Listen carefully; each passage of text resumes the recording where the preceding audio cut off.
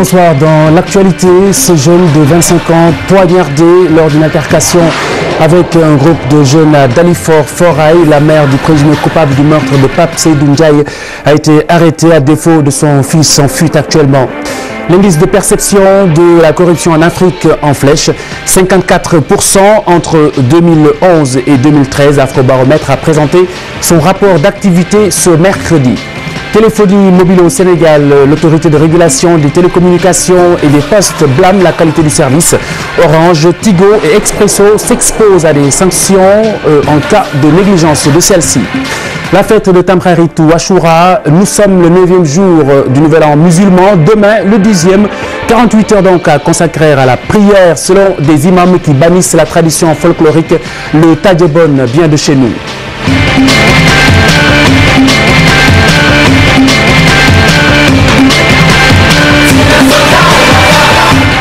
Pape Seydou Ndiaye succombe à un coup de lame. Le jeune de 25 ans a été poignardé lors d'une altercation devant un bar avec un groupe de jeunes. Les faits se sont déroulés à Dalifort Forail. La police a mis la main sur la mère du présumé coupable en fuite sur la scène du crime et au domicile de la victime. Alioune Diagne dit Saprera. C'est devant ce bar situé au quartier d'Alifort Forail que Pape Seydou Ndiaye a été poignardé à mort ce mercredi à 2h05 du matin. Tout est parti d'une dispute entre ce dernier et un gang venu de Darussalam, un quartier voisin de la même commune d'arrondissement. Dans la maison mortuaire, la tristesse est grande. La mère de la victime déroule le film des événements. Vers 2h, 3h, c'est vers 3h du matin que 4 jeunes filles sont venues m'annoncer la nouvelle. Je n'y croyais pas car je venais juste de parler à Seydina. Je suis allée dans sa chambre, il n'y avait personne. Par la suite, j'ai suivi les jeunes filles sur place. Nous l'avons trouvé étendu sur le sol et il était déjà mort. Tous les témoins avaient fui. C'est à l'arrivée de la police qu'un garçon du quartier a révélé le nom de l'agresseur. Par la suite, la police est allée chez le garçon pour interpeller sa maman. Dans ce quartier populaire de la banlieue dakaroise, les agressions et autres actes de violence font florès, une situation qui inquiète les habitants. Ces derniers en appellent à l'intervention des autorités pour éradiquer l'insécurité permanente dans laquelle vit le quartier. Je souhaite qu'on nous aide à sécuriser Dalifort, car la situation ici est vraiment alarmante. La faute nous incombe. Nous habitons avec ces malfaiteurs. Ce sont généralement nos fils ou ceux de nos voisins. Mais nous ne les dénonçons pas, parce qu'ils sont des proches.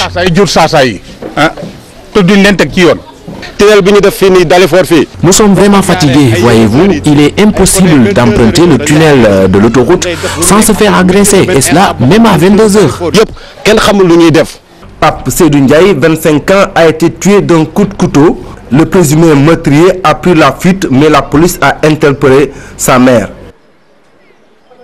Des agressions souvent suivies de meurtres. Le tableau se banalise de plus en plus à Dakar et sa banlieue. Les populations pointent des complicités coupables, l'oisiveté, le chômage des jeunes, l'insuffisance d'éclairage public, entre autres, des pistes à explorer. Selon elle, pour freiner ce phénomène, nous entendrons des propos recueillis par le micro TFM de Hadi Atala avant la fin de ce journal. Afrique, l'indice de perception de la corruption grimpe. Il passe de 46 à 54% entre 2011 et 2013. L'Institut Afrobaromètre signale la police, les impôts et domaines, l'état civil et les structures sanitaires des hautes sphères de l'État sont également touchés. Le rapport a été rendu public aujourd'hui. Hadi Atala. Les rapports sur la corruption se suivent et se ressemblent. La police, les services des impôts et domaines, la santé et les centres d'état civil reviennent toujours au banc des accusés. Le Nigeria, la Sierra Leone et le Kenya ravissent la palme. Au Sénégal, même si des efforts ont été consentis, le fléau gangrène toujours les systèmes. La police, par exemple, les impôts ou les services, par exemple, de santé, voilà, ou bien les services d'état civil quand on demande un papier. Les institutions parlementaires et étatiques à un plus haut niveau sont aussi indexées. C'est le revers de la médaille. Parfois, les plus pauvres enrichissent, d'autres à l'abri du besoin. à chaque fois qu'il y a ce genre d'études, on constate que la corruption affecte les institutions publiques. Alors, c'est le cas des institutions représentatives comme le Parlement et autres, mais ce niveau de perception varie en fonction des pays aussi et des personnes interrogées.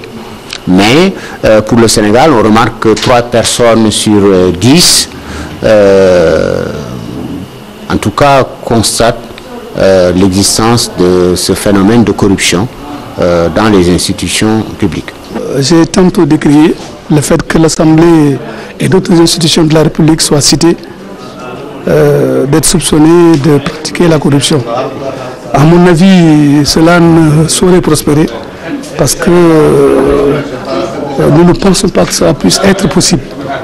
C'est pourquoi j'ai tantôt dit que je n'approuvais pas quand même cet état de fait et je compte quand même pousser la réflexion auprès de l'institution. Les membres de l'Afrobaromètre interpellent les autorités sur le fléau qui prend des proportions inquiétantes. Selon eux, il faut une réelle volonté politique pour lutter contre la corruption. Qu'ensemble, les pouvoirs publics, comme les ONG ou les organisations de la société civile, essaient d'avoir des solutions concrètes. On a tantôt parlé de guichets, par exemple, de dénonciation de la corruption. On peut penser aussi à la création de numéros verts. En tout cas, aller vers une sorte d'opérationnalisation de cette lutte contre la corruption, en ne s'arrêtant pas tout simplement à la création d'institutions, par exemple, nationales de lutte contre la corruption, mais essayer de descendre au plus bas, par exemple au niveau des services sociaux de base ou bien au niveau des communautaires pour essayer d'avoir un relais dans la lutte contre la corruption. Les représentants du gouvernement ont brillé par leur absence à la cérémonie de présentation du rapport sur les indices de perception de la corruption qui classe le Botswana et le Lesotho parmi ceux qui affichent une baisse de la corruption au cours de la dernière décennie.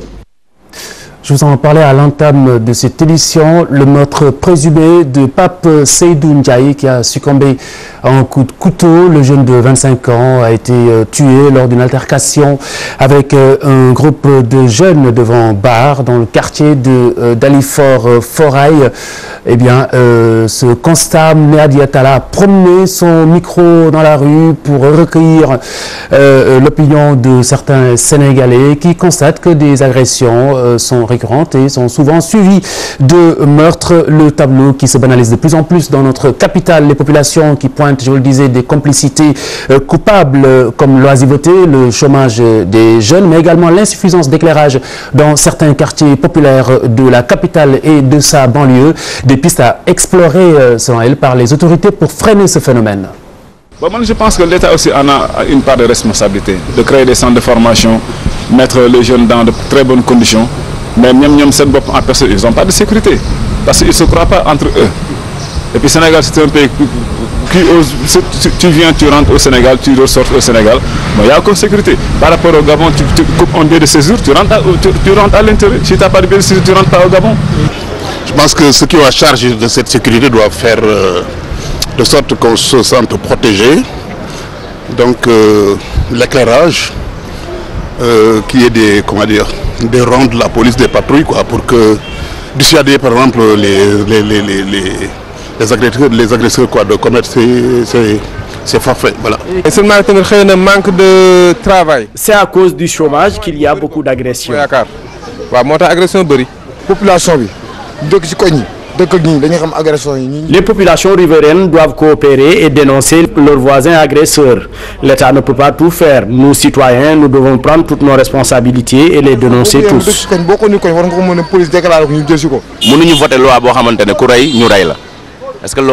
Et comme c'est impossible de créer une loi stipulant d'éliminer les agresseurs, donc si un agresseur tue quelqu'un, il faut lui infliger la peine capitale. Et puis cet avertissement de l'ARTP à l'attention des opérateurs de téléphonie mobile. Orange, Tigo et Expresso sont sommés d'améliorer la qualité de leurs services respectifs. L'autorité de régulation des télécommunications et des postes annonce des sanctions pour contraindre justement ces opérateurs à prendre en compte les intérêts et le confort de la clientèle. Jafaraba Ibrahim Khan. L'enquête révèle qu'en termes de qualité de service et de couverture réseau, Orange arrive en tête, suivi de Tigo. Ce rapport présenté par l'ARTP est le fruit d'1 mois de collecte d'infos sur le terrain, un travail réalisé par des équipes de la structure, aidé en cela par l'expertise marocaine dans le domaine des télécommunications. Il y a eu des problèmes de couverture. Nous avons été par exemple à Podor, nous n'avons pas pu faire de mesures car il y avait donc des problèmes de couverture chez Expresso qui n'a pas encore couvert la ville. Et puis chez Tigo, il y avait une panne de couverture réseau ce jour-là. Et nous avons dû donc remplacer Podor par Kidira. Au niveau donc de la data, de l'internet, nous avons relevé donc il y a des problèmes de transparence du marché. Les offres ne sont pas très claires. Même si Orange tire son épingle du jeu, des défis restent à relever pour le premier opérateur de téléphonie au Sénégal concernant son interconnexion avec ses concurrents. Les soucis d'Orange viennent surtout de leur interconnexion avec Expresso.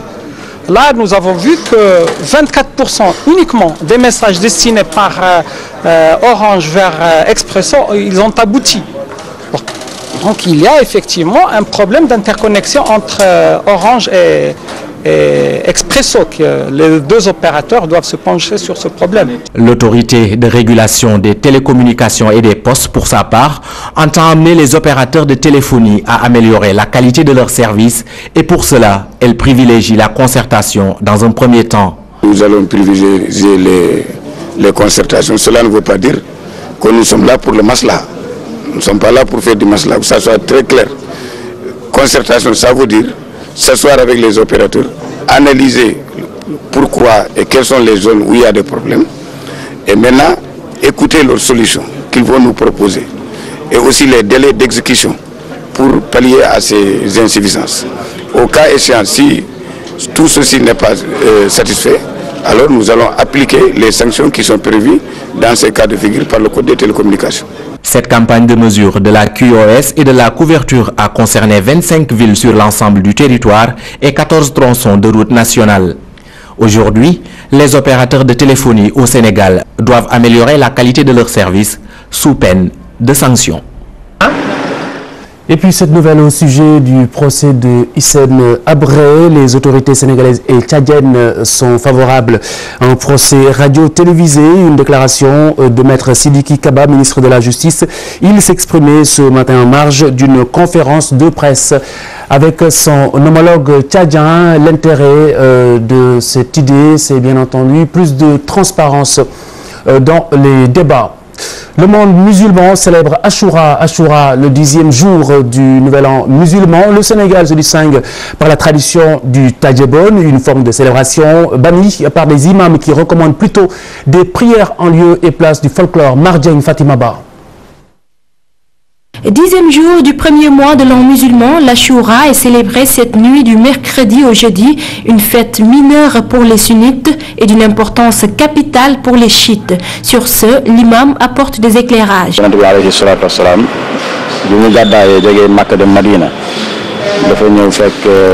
Lorsque le prophète Mohammed, paix et salut sur lui, avait quitté la Mecque pour venir à la Médine, il avait trouvé sur place les Juifs qui avaient jeûné. Il leur avait demandé pourquoi. Ils ont répondu que le 10e jour du mois de l'an musulman correspondait au jour où Moïse échappait à la méchanceté du pharaon. On raconte également que cela coïncide avec le jour où on avait tué le petit-fils du prophète, mais pour les sunnites, c'est un jour de deuil et pour les chiites, un jour de fête.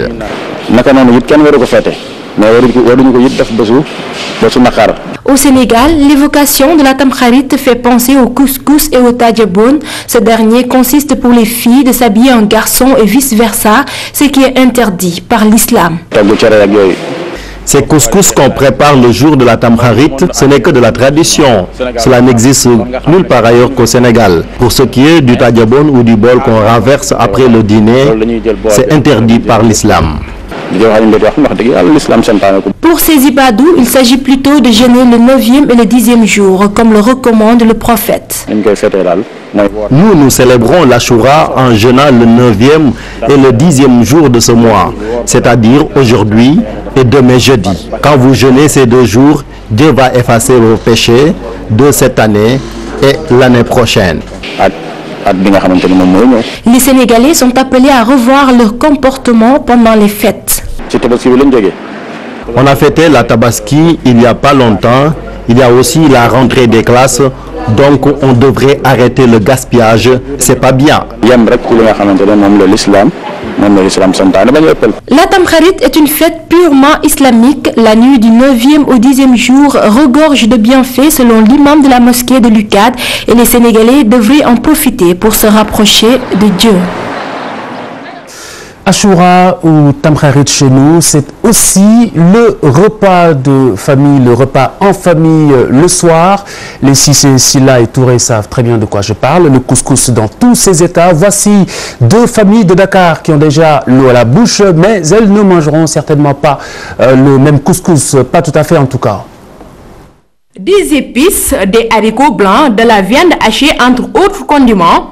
Chez les Ndiaye à la SICAP Liberté 1, on met du tout dans le couscous. Nous avons fait le marché depuis hier, mais on a trouvé que tout est cher. On a tout augmenté. Maintenant, on a acheté du tout et du rien.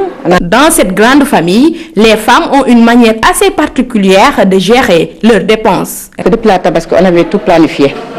Oui, on avait tout planifié. Pratiquement, on n'a pas acheté de viande. On avait tout planifié, de même que les poulets aussi. On avait tout planifié.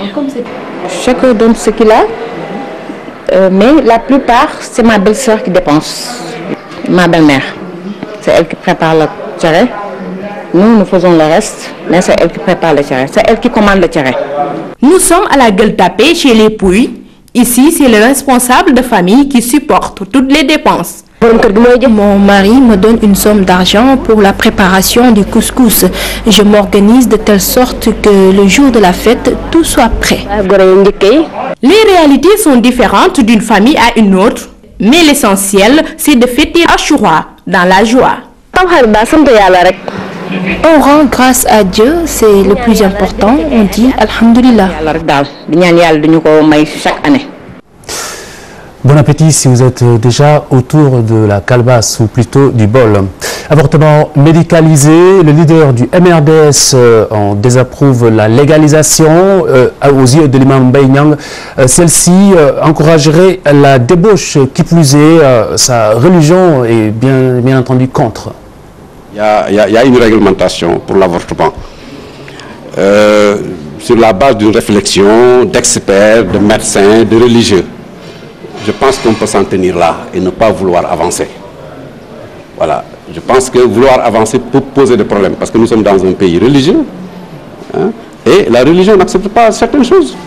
Et il ne faut pas offenser les gens, il ne faut pas les heurter dans leurs croyances. Ça ne règle pas le problème. La solution, ce n'est pas de légaliser l'avortement. La solution, c'est autre chose. Il faut explorer peut-être tous les trucs.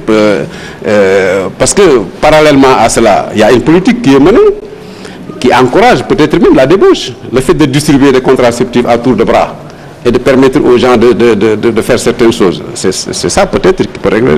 Mais la légalisation de l'avortement n'est pas une alternative à ce problème. Non, jamais, je ne voterai jamais cette loi.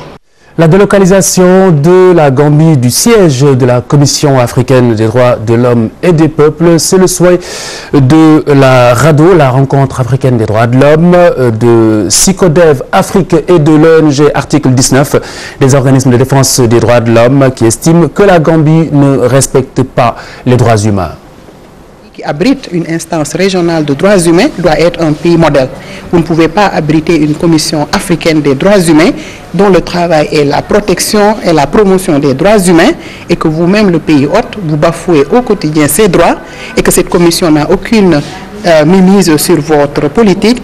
Elle ne peut pas dénoncer elle-même ce qui se passe de manière quotidienne chez vous et elle continue à siéger. Donc on a pensé que c'était paradoxal et que c'est pas une bonne image que l'Afrique doit donner d'avoir une commission continentale dans un pays qui est le plus mauvais élève en matière de droits humains. Donc on a pensé qu'il fallait tirer les choses au clair et dénoncer cet état de fait qui est presque, comme on dit, une conspiration du silence autour de la Gambie, autour de cette institution. Et depuis l'année dernière, avec les exécutions, nous avons estimé que quand même la barrière a été franchie par le régime et il fallait que les organisations, encore de manière soutenue et collective, continuent à travailler pour ne pas baisser la garde parce que le régime n'avait pas donné aucun signal de reculer et les violations continuaient.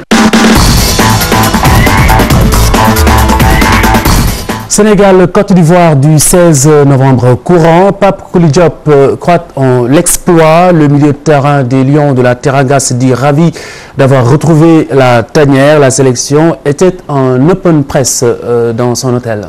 Ça fait toujours un plaisir de revenir en équipe nationale, de porter ce maillot. C'est une fierté, donc ça fait. Je suis super content d'être là. C'est un match compliqué, mais je crois qu'on a fait des erreurs nous.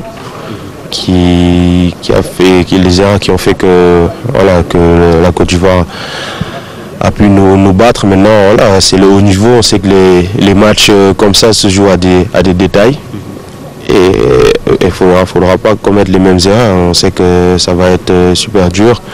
Mais voilà, nous, comme on sait, on a déjà fait des erreurs, donc on a appris. Il ne faudra pas commettre les mêmes erreurs. Il faudra faire un match complet pour avoir une chance de se qualifier, parce qu'il ne faut pas oublier que la Côte d'Ivoire est l'une des meilleures équipes d'Afrique. Donc il faudra faire un match vraiment complet pour pouvoir gagner.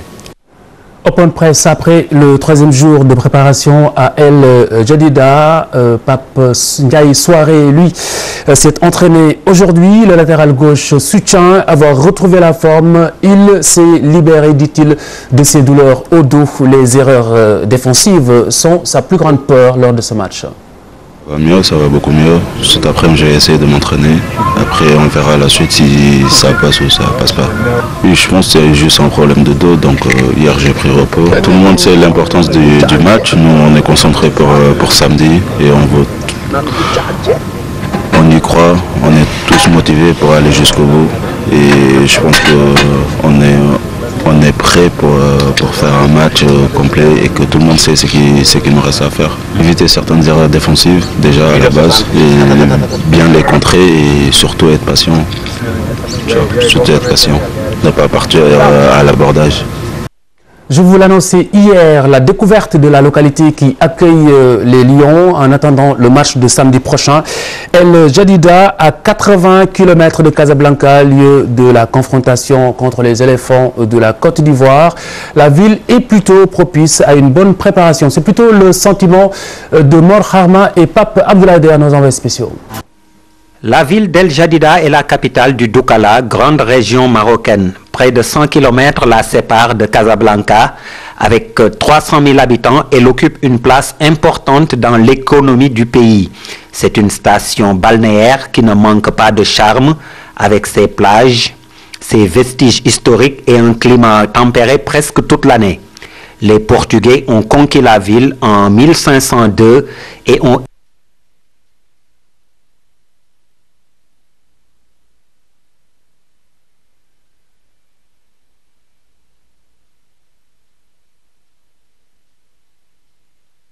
les aléas du téléchargement. Nous y reviendrons sur cette belle carte postale de El Jadida présentée par Pape Abdoulaye. Les Lions, nous y restons. Ils risquent en effet de se retrouver bien seuls le jour J. Selon le 12e Gaïndé, la Fédération sénégalaise de football n'a pas tenu sa promesse d'organiser une caravane Dakar-Casablanca. De désolation et de déception que nous ressentons aujourd'hui en apprenant vraiment que les bus que nous avons promis ne seront pas disponibles pour assurer la caravane des supporters de Dakar à Casablanca. Et vous savez, jusque-là, la fédération nous avait promis de prendre en charge la totalité des frais du budget pour la caravane. Mais hélas, c'était sans compter avec les sponsors sur qui elle comptait et qui ont tardé à réagir.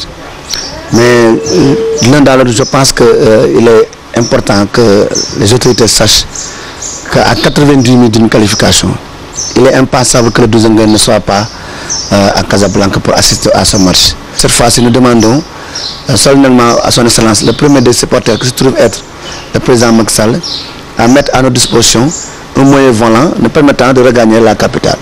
Au moment où nos collègues ivoiriens sont convoyés en 500 supporters au niveau de Casablanca. Vous voyez déjà que le match de gradin est déjà perdu par le Sénégal. La Fédération sénégalaise de basket condamnée à payer une amende de 295 millions de francs CFA, une mesure qui sanctionne une fraude sur l'âge de joueur de l'équipe des moins de 18 ans. C'était lors de l'Afro-Basket 2012. Le récit de Cheikh Liane John. 295 millions de non-francs dans le panier du basket sénégalais. C'est la sanction de FIBA Monde à la Fédération sénégalaise de basket. Cela fait suite à la fraude sur l'âge des juniors sénégalais lors de l'Afro-Basket 2012. Cette sanction qui pourrait être suivie dans les prochains jours par d'autres, notamment administratives ou sous la forme de sanctions individuelles à l'encontre de tous ceux qui sont de près ou de loin mêlés à cette entreprise de fraude. Les joueurs épinglés sont au nombre de 5: Aminata Kamara du Duc et de Maïssa Sall du Yaraf. Chez les garçons, Madiara Malik Dieng de l'US Rail, Sambandiaï de Sibak, Seydina Ababakar Ba de Saltigui de Rifisque. Tous ont remporté l'Afro-Basket en 2012 chez les filles et chez les garçons, victoire qui a permis le Sénégal de représenter l'Afrique lors du dernier championnat du monde du U19. Ainsi, les 5 joueurs sont suspendus pour 1 an. Avec ce coup dur, la participation du Sénégal au mondial en Espagne est sérieusement hypothéquée. Le président de la Fédération sénégalaise de basketball joint au téléphone ne veut pas se prononcer sur la sanction pour le moment. Toutefois, Baba Tandian préfère se concerter avec ses collègues pour voir la conduite à tenir. Bonne fête de Tamkharit, excellente soirée sur TFM. Bonsoir.